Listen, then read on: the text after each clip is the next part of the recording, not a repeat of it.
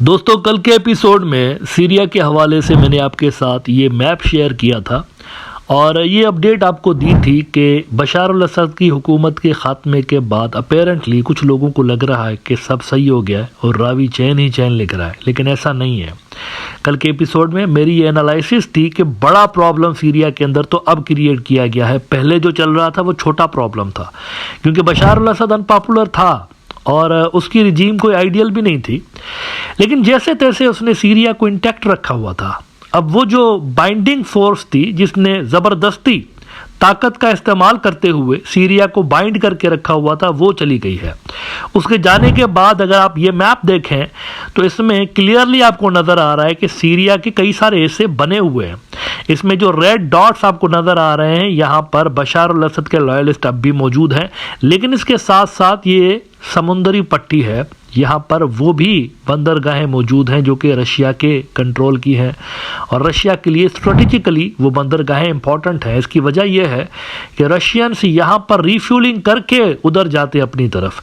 अगर ये बंदरगाहें उनसे छीन ली जाती हैं रशियन से, तो उनको फिर बॉस्फोरस स्ट्रेट जो है, जो कि टर्की के अंदर है, वहाँ से गुजरना पड़ेगा। And point to be noted is that Turkey NATO का मेंबर है।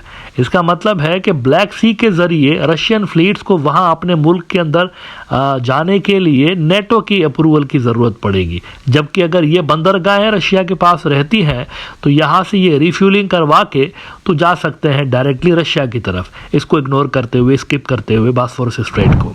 तो उनके लिए ये ज़रूरी है। रेड डॉट्स जो हैं बशार अल असद के लॉयलिस्टों के हैं और जो येलो मार्क आपको नज़र आ रहा है यहाँ पर, ये कुर्द बागियों के इलाके हैं जिनको अमेरिका सपोर्ट करता है। Point to be noted is that यही कुर्द बागी, यही जो कुर्द तंजीमें हैं, ये टर्की के अंदर भी मौजूद है। टर्की का वो इलाका, वो हिस्सा जिसका बॉर्डर सीरिया के साथ लगता है, वहाँ पे ये तंजीमें एक्टिव हैं और टर्की काफ़ी तंग है उनसे।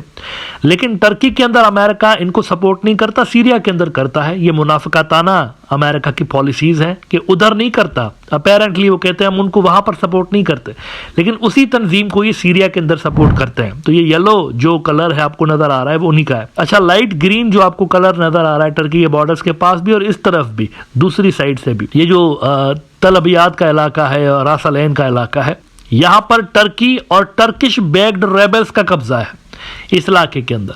तो यहाँ पर उन्होंने बफर्स क्रिएट किए हुए हैं बेसिकली अपने और कुर्द बागियों के दरमियान। और बाकी जो आप पूरा का पूरा ग्रीन कलर देख रहे हैं, ये हयात तहरीर अल शम्स वालों का इलाका है ना। इसके साथ साथ ये जो ब्लू कलर आपको नजर आ रहे हैं, दो ब्लू कलर्स हैं। एक तो लाइट ब्लू कलर है, अब ये गोलान का इलाका है जिस पे काफ़ी सालों से लेकर इजराइल का कब्जा है, और जो तेज ब्लू कलर का इलाका है, ये वो इलाका है जिस पे इजराइल ने हाल ही में कब्जा किया है, अभी कब्जा किया उन्होंने।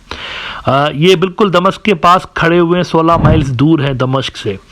अब लेकिन क्या हुआ है, इन्होंने क्या किया हुआ था, ये टीम बना के लड़ रहे थे, टीम बना के बशार अल असद से लड़ रहे थे। अब बशार अल असद हो गया है धपड़दूस। उसके जाने के बाद इनका आपसी जो इत्तेहाद है वो खतरे में पड़ा हुआ है, बल्कि लगभग टूट चुका है। फॉक्स न्यूज ने रिपोर्ट किया है कि Trump says Turkey did an unfriendly takeover in Syria as US brokered ceasefire appears to fail.